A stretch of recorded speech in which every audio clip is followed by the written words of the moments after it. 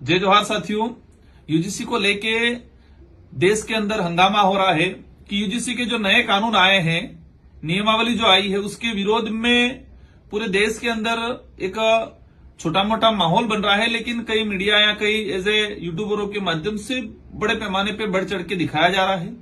दूसरी ओर यूजीसी के जो नियम आए हैं उनके पक्ष में भी पूरे देश के अंदर सड़कों पे हो, सोशल मीडिया पे हो, आंदोलन चल रहे हैं। उसको भी कुछ मीडिया दिखा रहा है, कुछ मीडिया नहीं दिखा रहा है। साथियों, ये चीज जानने का जरूरत है क्योंकि आज देश के अंदर कई हमारे युवा साथी हैं जो गरीब तबके का जो समुदाय है, उनको यूजीसी क्या है उसको लेके कंफ्यूजन है। मैं उसको बताना चाहूंगा जो मैं समझा हूं। देश के हमारे उच्च शिक्षण संस्थाएं, जो उच्च शिक्षण संस्थाएं हैं, उनके अंदर आदिवासी, दलित, पिछड़ा, विकलांग हो, इन बच्चों के साथ जो भेदभाव होता है, जातिगत भेदभाव कहे, लिंग आधारित भेदभाव कहे, इन भेदभाव की वजह से बच्चे सुसाइड करते हैं, बच्चे पढ़ाई छोड़ देते हैं, बच्चे अपने आप को हीनता की भावना से देखते हैं कि देश के अंदर हजारों सालों से छुआछूत भेदभाव जातिगत हो, ये होता आया है, आज भी हो रहा है। और इसीलिए यूजीसी ने 2012 में नियम बनाए कि जातिगत भेदभाव से, लिंग आधारित भेदभाव से, दिव्यांगजन के आधार पर भेदभाव को रोकने के लिए एक कड़े नियम बनाए गए हैं। और इन नियमों के तहत जो शिक्षण संस्था है, उस शिक्षण संस्था की एक कमेटी बनाई है, समानता समिति के नाम से एक समिति बनाई गई है। उस समिति के तहत कोई अगर शिकायत आती है तो उसका निराकरण करना है, और जो पीड़ित है उसको न्याय दिलाना है, और जो कहे कि जो भेदभाव करने वाला जो व्यक्ति है उस पर कार्रवाई करने का प्रावधान है। लेकिन इसके बावजूद भी देश के उच्च शिक्षण संस्थानों में भेदभाव नहीं रुका, और भेदभाव की वजह से कई बच्चों ने आत्महत्या की। आप सब विदित हैं, देश में रोहित वेमुला का जो प्रकरण आया, हैदराबाद यूनिवर्सिटी के अंदर, सेंट्रल यूनिवर्सिटी थी, उसके अंदर वेमुला एक दलित समुदाय से आता था। उस व्यक्ति के साथ छुआछूत भेदभाव के कारण उस व्यक्ति ने थक के आत्महत्या की। और उसने जो सुसाइड नोट लिखा, उसमें आपने देखा होगा, एक लाइन लिखी कि मेरा जन्म ही मेरे जीवन का सबसे बड़ी दुर्घटना है। मतलब मेरा जन्म होना ही मेरे जीवन की सबसे बड़ी दुर्घटना है। मतलब ये फील करने लगा, उसको हमेशा फील कराया गया यूनिवर्सिटी में कि तुम दलित समुदाय से आते हो, तुम पिछड़े हो, तुम अछूत हो। तो उस व्यक्ति ने एक लाइन लिखी कि मेरा जन्म ही होना मेरे जीवन की सबसे बड़ी दुर्घटना है। इससे बड़ी बात और क्या हो सकती है। साथियों, उस व्यक्ति ने आत्महत्या की। ये पूरे देश के अंदर माहौल बना, आदिवासी, दलित, पिछड़ों के अंदर, कि छुआछूत भेदभाव रोक लिया जाए, बंद किया जाए, कम किया जाए, उसके लिए कठोर कानून बनाया जाए। लेकिन नहीं रुका, और 2016 के बाद कई घटनाएं आई, और एक 2019 के अंदर एक महाराष्ट्र के अंदर पायल तड़वी, जो भील समुदाय, आदिवासी समुदाय के भील समूह से आती थी, और पायल तड़वी ने डॉक्टर की डिग्री प्राप्त कर दी थी महाराष्ट्र के अंदर मेडिकल कॉलेज में। उसकी जो सहपाठियां जो थी, उनके द्वारा हर बार 1 साल से टॉर्चर किया गया कि तू आदिवासी है, तू पिछड़ी है, तू जंगली है, इस तरह से संबोधन हर वक्त उसका तिरस्कार किया गया। और मजबूरन इस देश की एक आदिवासी बेटी को आत्महत्या करनी पड़ी।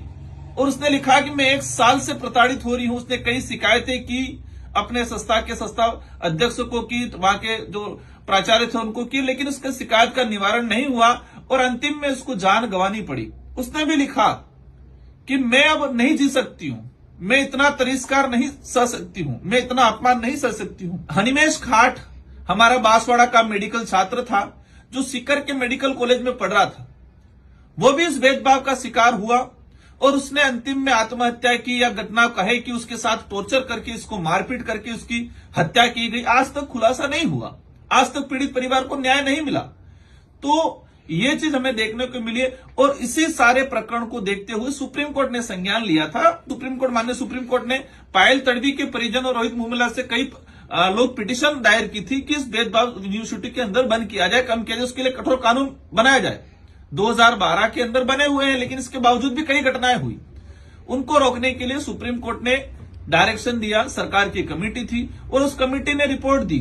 13 फरवरी 2016 के अंदर एक नई नियमावली आई, और उस नियमावली 2012 की जो नियमावली थी और 2026 में जो नियमावली आई, उसमें छोटा सा आंशिक परिवर्तन किया, ओबीसी इंक्लूड किया, क्योंकि ओबीसी समुदाय के छात्रों की भी जो पिछड़ा वर्ग जो हमारा है उसकी भी ये पीड़ा थी कि हमें जातिगत भेदभाव का शिकार होना पड़ता है, उस वजह से हमें विद्यालय महाविद्यालय छोड़ने पड़ते हैं, आत्महत्या तक की कंडीशन बैठती है।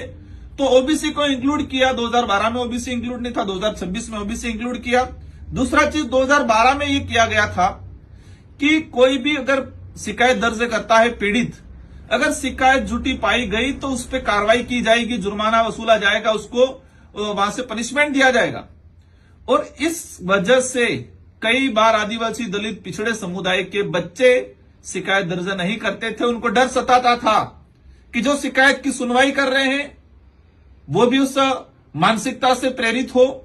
अगर हमारी शिकायत जो हकीकत हमारे साथ भेदभाव हो रहा है, अगर वो हमारे साथ शिकायत हमने की और उसको झूठा साबित कर दिया तो हमें पनिशमेंट मिलेगा। उस वजह से कई बार 2012 से 2026 तक कई बच्चे शिकायत अपने साथ अत्याचार शोषण सहते आ रहे थे, अपने साथ भेदभाव सहते आ रहे थे, लेकिन वो शिकायत नहीं करते थे। अगर वो थक जाते थे तो वो आत्महत्या कर लेते थे, लेकिन शिकायत नहीं कर पाते थे क्योंकि वो ऐसा प्रावधान किया था। तो 2026 में वो प्रावधान को हटा दिया गया। अगर शिकायत झूठी प्राप्त होती है तो उसका निस्तारण, इसको निरस्त किया जाएगा, न कि जो भी पीड़ित पक्ष था उस पर कार्रवाई नहीं की जाएगी, ये प्रावधान किया गया। अब देखा गया है कि देश के अंदर शायद 13 फरवरी को ये फैसला, ये कमेटी ने रिपोर्ट दी। 4-5 दिन तक देश में जोरदार माहौल बना।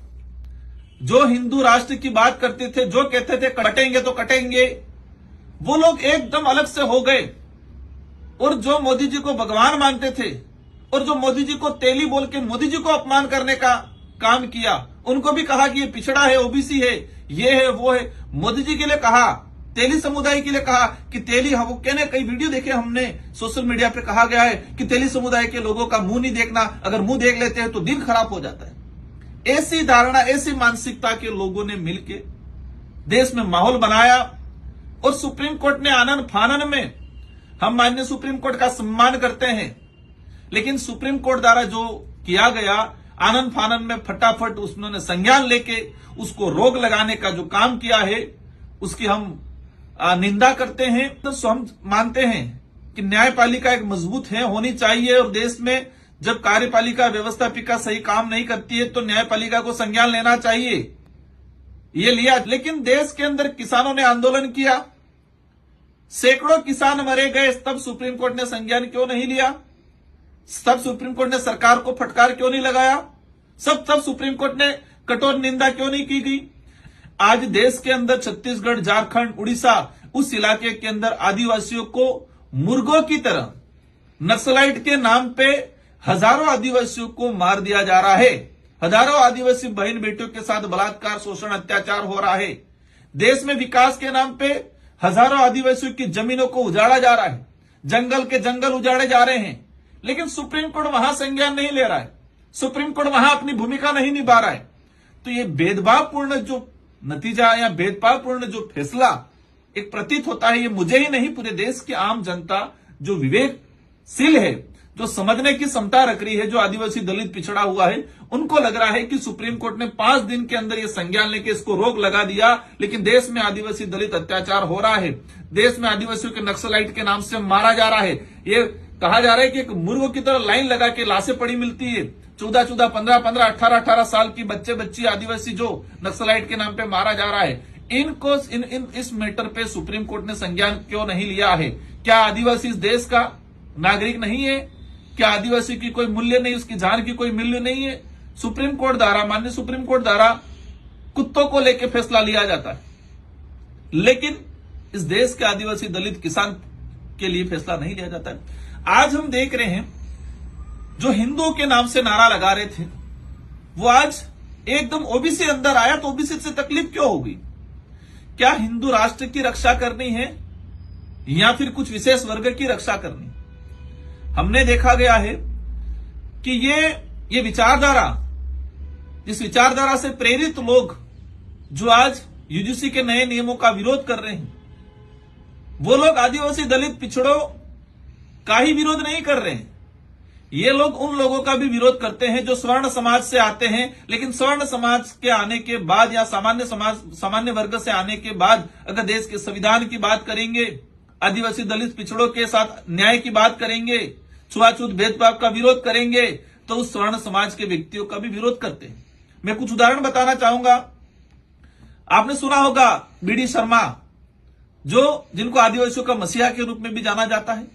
एक आईएएस थे, कलेक्टर थे बस्तर के अंदर, और जब उन्होंने देखा जो बेलाडीला एक माइनिंग के लिए फेमस जगह बनी हुई है बेलाडीला, उस इलाके में उस समय जो आयरन को लेके, खनन को लेके जब सरकार तानाशाही रवैया अपना रही थी, तो कलेक्टर रहते हुए आदिवासियों के पक्ष में खड़े हुए, उनके न्याय के लिए बात करने लगे, संविधान की बात करने लगे। उन्होंने कहा कि ग्राम सभा से सहमति लेके आप करो, तो तब उन्होंने उस कलेक्टर के साथ भी अन्याय हुआ।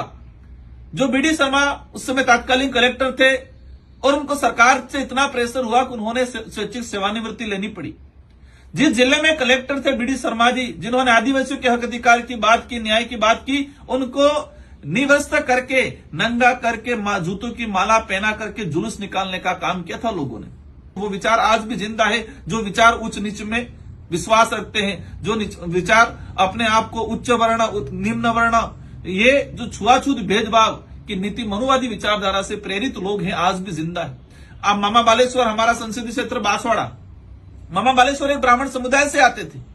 इन्होंने भी आदिवासी दलित पिछड़ों के लिए, पाखंडवाद के खिलाफ, संविधान के हित में, आदिवासियों के हित में बात की, तो उनको भी तिरस्कार किया गया, उनके साथ भी अपमान किया गया।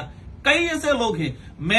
मेरे जो कॉलेज के शिक्षक थे, मैं आज इस अवसर पे उनको भी याद करना चाहूंगा। हिमांशु पंड्या एक प्रोफेसर थे, लेकिन इनके साथ भी अन्याय हुआ, क्योंकि वो संविधान की बात करते थे, जो छुआछूत भेदभाव के खिलाफ काम करते थे। इनका भी तिरस्कार हुआ, उनका भी ट्रांसफर हुआ, उनके भी कई जगह काले झंडे दिखाए, जूते तक मारने की नौबत कई जगह आई, उनके साथ मारपीट की गई। तो साथियों, ये जो मानसिकता है, जो विचारधारा है, जो उच्च नीच की विश्वास, आज संविधान को नहीं मान के उच्च नीच को मानते हैं, जो संविधान को नहीं मानते हैं, पौराणिक अन्य जो मनुवादी विचारधारा को मानते हैं, ऐसे लोगों को समझने की जरूरत है। इन लोगों से भी मेरा अनुरोध है कि मानवता सबसे बड़ा धर्म है, और उसको आप मानो। सभी मानव समान है, सभी इंसान समान है। हजारों सालों से जो आदिवासी दलित पिछड़ा जो शोषण अत्याचार सहता आया है, भेदभाव का शिकार होता आया है, उससे आज बख्शना चाहिए।